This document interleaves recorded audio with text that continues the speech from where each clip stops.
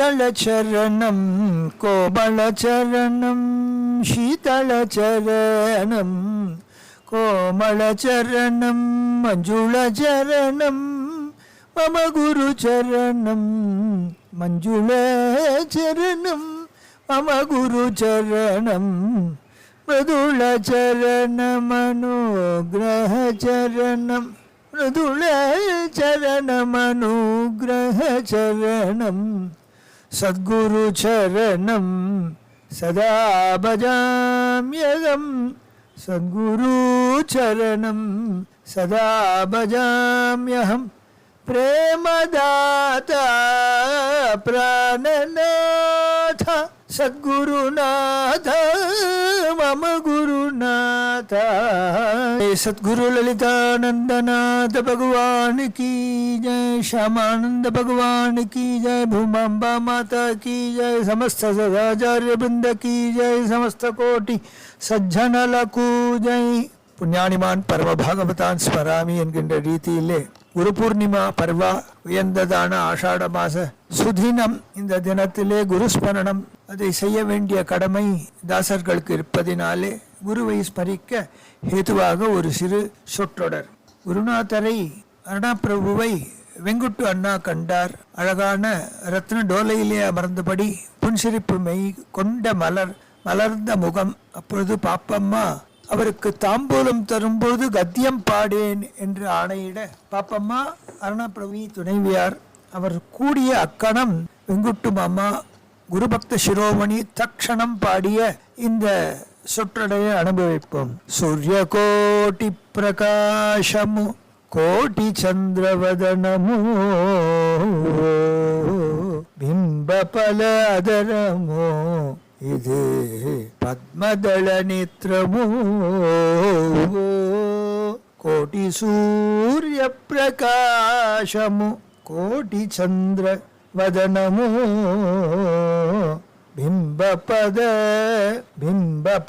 అదరమో ఇది పద్మతళ నేత్రము కన్నాడియొస్త కపోలమో கட்டி ஒரு முத்தமிடும் குழந்தை வடிவோ கண்ணாடி ஒத்த கபோலமோ கட்டி ஒரு முத்தமிடும் குழந்தை வடிவோ மின்னல் போன்ற கொடியோ இது மன்மதந்தானோ நான் எத்திசை போகினும் என் மனதை கவர்ந்து ஒருங்கியே தன்னிடம் ஏகாந்த பக்தியை போட்டி என் காதலை தீர்க்க வந்த என் குருநாதனே நான் எத்திசை போகிலும் என் மனதை கவர்ந்து ஒருங்கியே தன்னிடம் ஏகாந்த பக்தியை போட்டி என் காதலை தீர்க்க வந்த என் குருநாதனே சத்குரு சச்சிதானந்தமே நீ வாழி வாழி. எப்பேற்பட்ட தமிழ் பக்தியை, குரு பக்தியை பிரகாசமாக காட்டாது மௌனமாயிருந்த அவரிடம் குருமாதாவின் ஒரு வார்த்தை இப்பேற்பட்ட அந்த பிரேம பாவத்தை வெளிப்படுத்துகின்றது. சூரிய கோடி ஒன்று அலர்ந்தது போன்ற பிரகாசமுடைய திருமுகம், அல்லது அவர் கனிந்த பார்வையினால் நம்மை பார்க்கும் பொழுது கோடி சந்திரவதனம் ஆகின்றது.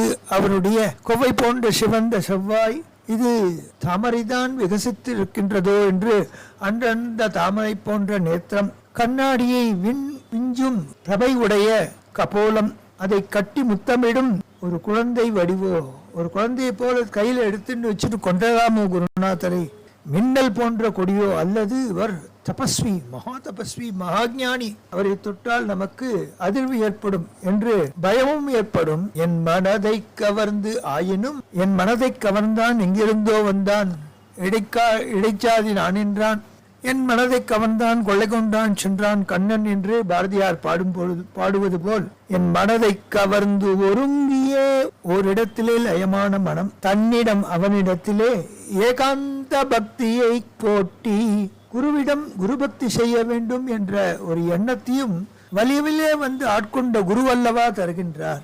ஏகாந்த பக்தியை போட்டி என் காதலை தீர்க்க வந்த என் குருநாதனே நீ சிதானந்தமே சத்குரு சச்சிதானந்தமே நீ வாழி வழி.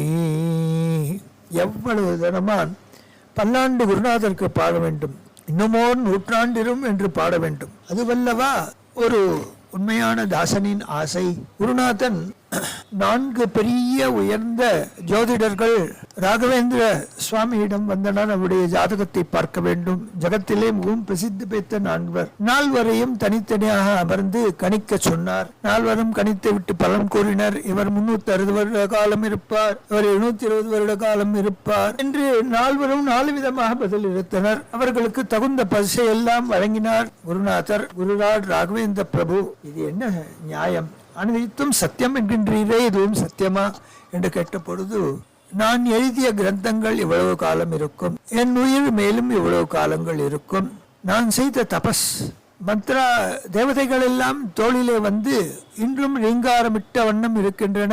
இந்த மந்திரத்தின் பலத்தை உமக்கு தர இருக்கின்றோம், என்ன பதில் இருக்க மாட்டீர் என்கின்றீர்களே என்று அந்த தேவதைகள் எல்லாம் கோடான கோடி மந்திர தேவதைகள் அவர் தோளிலே அமர்ந்திருக்க, நான் சித்தியான பிறகு என்னுடைய சித்தி ஸ்தலத்தை வந்து தரிசிக்கும் அனைத்து அடியார்களுக்கும் அவர்களுடைய இகபர சுகத்தை தாங்கள் நல்க வேண்டும் என்று அந்த மந்திர தேவதைகளை பிரார்த்தித்து அனுப்புகின்றார். அதன் பின்னர் அவருடைய கிரந்தங்கள் 320 வருட காலம் பிரசித்தியாக இருக்கும் என்று 4 கேள்விகளுக்கும் 4 விதமாக பதில் அளித்தார். பெற்ற குருநாதர் ஒரு தத்துவஸ்வரூபி. யஸ்யாந்தர் நாஹிமத்தியம் நஹிகர சரணம் என்ற ஸ்லோகத்திலே பகவத்பாதால் கூடுவது போய், எவருக்கு ஆதியும் அந்தமும் மத்தியமும் இல்லையோ, எவருக்கு நாமமும் நேமமும் இல்லையோ, எவருக்கு நாமத்தால் ஆவதென் நேமத்தால் ஆவதன் என்ற நிலையிலே இருக்கின்ற சித்த அவஸ்தையிலே இருக்கின்ற பரம்பொருளுக்கு ஒரு வடிவம் கொடுப்பது என்பதை விட அந்த தத்துவத்தை உணர்வது என்பதே சாலச் சிறந்தது. எனவே அந்த தத்துவத்திற்கு ஒரு பிரார்த்தனை. மெய்மொழி மனம் அது உன் வழி நிற்க நீ அருள். என் மெய் என் உடல், மொழி என் வாக்கு, மனம் என் மனம், இந்த திரிகரணமும் உன் வழி நிற்க நீ அருள். அப்பா, எக்காலமும் முக்காலமும் நீ சொன்னபடி என் வாழ்வு அமைய வேண்டும். இது முதல் பிரார்த்தனை. தாயவள் பூமா துணை என்றும் பெற அருள். குருமாதா மகா தபஸ்வினி, படிக்காத சாஸ்திரங்களிலே இல்லை, வேதாந்த பாடங்களிலே கரை கண்டவர், மகனியர்கள் எல்லாம் வியக்கும் வண்ணம் அதை விளக்க பிறந்தவள். அப்பேற்பட்டவள் துணை நமக்கு தேவை. குருமாதா நமக்கு ஆதர்ஷ புருஷி, ஆஹோ புருஷிகா என்று பகவத் பாதால் கூறுகின்றார். அது போன்ற இவளுடைய பெருமையை, இவளுடைய ஆண்மையை, மேல் ஆளும் திறமையை என்னவென்று சொல்வது என்று பகவத்பாதாலே வியக்கின்றார். தாயவள் பூமா துணை என்றும் பெற அருள். 2வது வரம். வாழை பதம் தொழவே உம் பாத பற்ற அருள். அம்பிகையை பலவித ரூப நாம மந்திர ரூபங்களிலே நாம் வழிபடுகின்றோம். கணபதி என்றால் பலவித மந்திரங்கள், பலவித பிரார்த்தனைகளை உள்ளடக்கியது, பலவித நற்பலன்களை தரவல்லது. அவளே பாலை என்றால் பாலைக்கு தொழ வேண்டிய காலம் உண்டு, தொழ வேண்டிய கூற வேண்டிய மந்திரங்கள் உண்டு, பயணிக்க வேண்டிய பாதை, குருநாதர் இட்ட பாதை உண்டு. இவ்வழி சென்றால் அவளுடைய திருவடியை நாம் அடையலாம். அவளேதான் மகாச்சண்டி, நவச்சண்டி, சதச்சண்டி, சண்டிகா ரூபிணி. சகல விதமான இடைஞ்சல்களையும் நீக்குவள், ஏபர சுகம் அளிப்பவள், சகல காமியார்த்தங்களையும் புருஷார்த்தத்தையும் தரக்கூடியவள், சச்சித் ஆனந்த ஸ்வரூபிணி. எனவே வாலை பதம் தொழ, காதிவித்தியின் பதம், அந்த மூலப்பதத்தை, மூலப்பொருளை தொழவே உன் பாதம் பற்ற அருள். நம்மெல்லாம் குருவின் முன்னால் அன்று பிறந்த நவஜனித சிசுவாக இருக்கின்றோம். அவருடைய மகத்துவம் நம்மால் அளப்பறிந்து கூற முடியாது. அபௌருஷயமானது, வாக்கிற்கும் மனதிற்கும் எட்டா நிலையிலே உலவுகின்ற விஷயத்தை நாம் பற்றிவிட்டால் வாழைப்பதத்தை தொடலாம். காலை மாலை நள்ளிரவிலும் உம்மை நினைக்க அருள். காலையும் மாலையும் நள்ளிரவே ஆனாலும் தூக்கம் வராமல் தவிக்கின்றோம் அல்லவா? அக்கணத்திலும் உம்மை நினைக்க அருள். குருநாதா, உன்னை நினைக்க வேண்டும். நினைச்சிட்டா அவர் பூஜை பண்ற அழகு, கண்ணு மூடி தியானம் பண்ற அழகு, அந்த செவ்வாடை அணிந்து கொண்டு சந்தன பிறை தீட்டிய அழகிய திருநுதலாலும் கருணை விழி அண்டலந்த தாமரை போன்ற கண்களாலும் கடை விழிகளாலும் நம்மை ஆட்கொண்டு அருளும் மின்சிரிப்பும் புன்சிரிப்பும் அங்க காந்தியும் அவருடைய மகத்தான தேஜஸ் நம் கண்களை சொக்க வைக்கும் நிலையும் அது நள்ளிரவே ஆனாலும் அதை நாம் நினைக்க நீ அருள வேண்டும் அப்பா. என் ஆவி பிரியும் காலே உமை மறவாதிருக்க அருள். அப்போதைக்கு இப்போதே சொல்லி வைத்தேன், அரங்கத்து பள்ளியிலே அணைவானே, என் ஆவி பிரியும் காலத்திலே அங்கேதும் நீ நான் நினைக்க மாட்டேன், அப்போதைக்கு இப்போதே சொல்லிவிட்டேன் என்று தொண்டரடிப்பொடி ஆழ்வார் கூறுகின்றார்.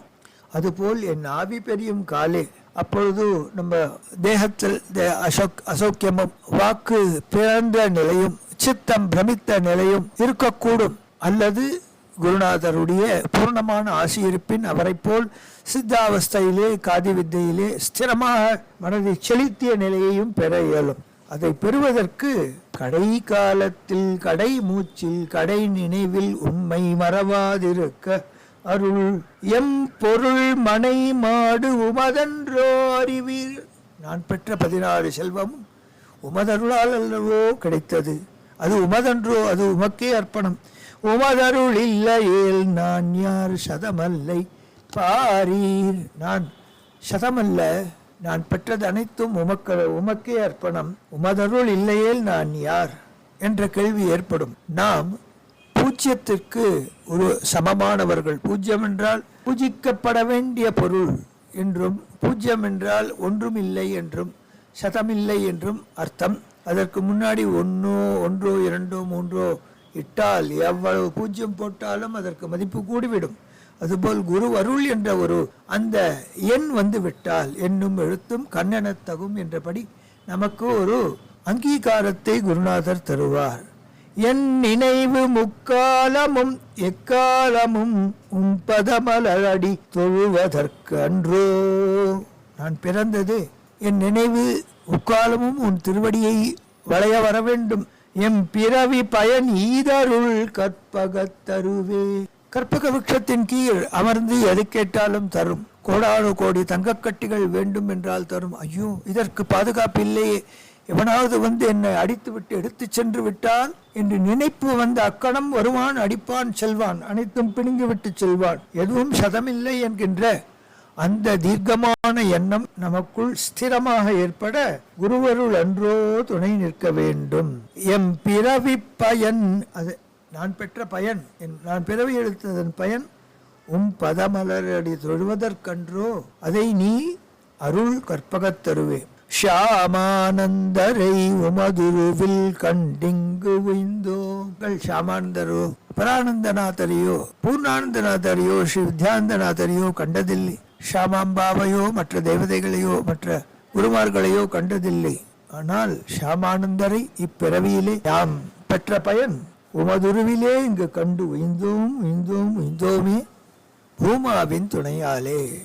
இவ்வனைத்திற்கும் உல காரணம் பூமாம்பா நம்மை ஆலித்து அரவணைத்து போட்டி புகட்டி நமக்கு சாஸ்திரத்தையும் மற்ற அனைத்தையும் தந்ததால் அன்றோ அவருடைய திருவடியிலே லயிக்கின்ற மனமுடையவர்களாக தொய்ந்த மனமுடையவர்களாக இருக்கின்றோம் என்று இந்த ஒரு பிரார்த்தனா பத்தியம். அதைத் தொடர்ந்து ஒரு கீர்த்தனம் இன்று எழுந்த எமது நினைய அலைகளால் குரு திருவடியை சென்று பற்றுகின்றோம். கைமாறு என்ன செய்வோம் உமக்கே, கைமாறு என்ன செய்வோம் லலிதானந்த தேவா, கைமாறு என்ன செய்வோம் மெய்மனம் மொழியாலே உமக்கே ஆட்பட்டு தாயவள் பூமாதேவி வழி நின்று உமை தொழவே. கைமாறு என்ன செய்வோம் இப்பிறவியில், கைமாறு என்ன செய்வோம் மௌனமும் மோனமும் பக்தியும் சக்தியும். மௌனமும் மோனமும் பக்தியும் சக்தியும் தாயவள் வழிபாட்டில் செயனக்கு புகட்டிய தேவா.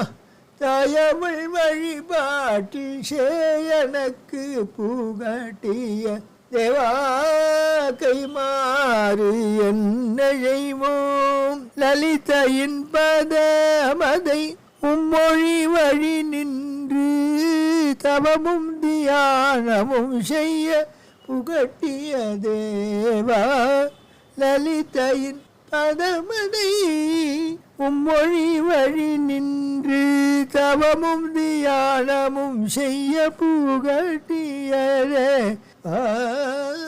கைமாறு என்ன செய்வோம்? உன்சை தவ பயனால் எம்மை வலுவிலாண்டு செம்மையாவும் மொழி தனில் என்று எமையாண்ட தேவா கைமாறு என்ன செய்வோம்?